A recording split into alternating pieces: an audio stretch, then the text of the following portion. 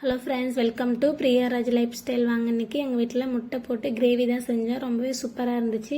கண்டிப்பாக உங்களுக்குமே யூஸ்ஃபுல்லாக இருக்கும். வாங்க எப்படி செய்யுதுன்ட்டு குயிக்காக பார்த்துடலாம். சாதம், சப்பாத்தி, இட்லி, தோசை எல்லாத்துக்குமே சூப்பராக மேட்ச் ஆகும். நீங்களும் கண்டிப்பாக வீட்டில் இதே மாதிரி ட்ரை பண்ணி பாருங்கள், உங்களுக்கும் ரொம்பவே பிடிக்கும். வாங்க எப்படி செய்யுதுன்ட்டு குயிக்காக பார்த்துடலாம். ஸ்டவ் ஆன் பண்ணிவிட்டு ஒரு கடாயை வச்சுக்கிறேன். கடாயில் 4 ஸ்பூன் எண்ணெய் சேர்த்துக்கிறேன். எண்ணெய் நல்லா சூடாகட்டும். இது கூடவே 1 ஸ்பூன் கடுகு சேர்த்துக்கிறேன்.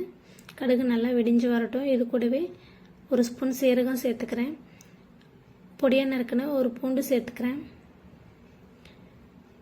3 பெரிய வெங்காயம் இந்த மாதிரி பொடி பொடியாக கட் பண்ணி சேர்த்துங்க. ரொம்ப முடிஞ்ச அளவுக்கு பொடியாக கட் பண்ணிக்கிறேன். 1 கொத்து கறிவேப்பிலையும் சேர்த்து நல்லா வதக்கி விட்டுக்கிறேன். வெங்காயம் நல்லா வதங்கணும், அப்போ தான் கிரேவி ரொம்ப சூப்பராக இருக்கும். வெங்காயம் பாதியோடு வதங்கினா நல்லா இருக்காது. இது கூட கொஞ்சம் உப்பு சேர்த்து வதக்கிக்கிறேன். நான் குழம்புக்கு தேவையான எல்லா உப்புமே இப்பயே சேர்த்துக்கிறேன். சேர்த்துட்டு நல்லா வதக்கி விட்டுக்கலாம். உப்பு சேர்க்கும்போது வெங்காயம் சீக்கிரமாகவே வதங்கி வந்துடும். நல்லா வதக்கி விட்டுக்கிறேன்.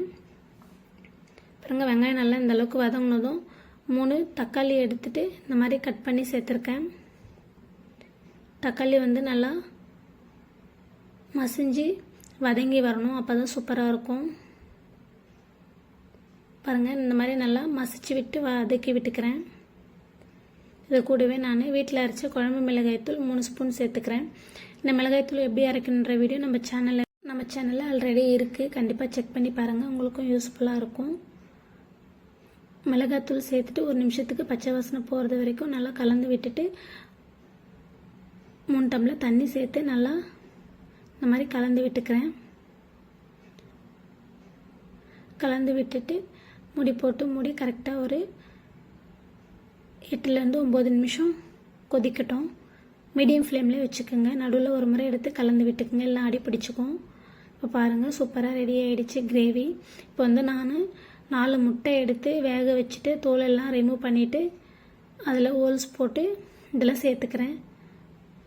முட்டை சேர்த்துட்டு 1 நிமிஷத்துக்கு ஸ்டவ் மீடியம் ஃப்ளேம்லேயே வச்சுக்கிறேன்.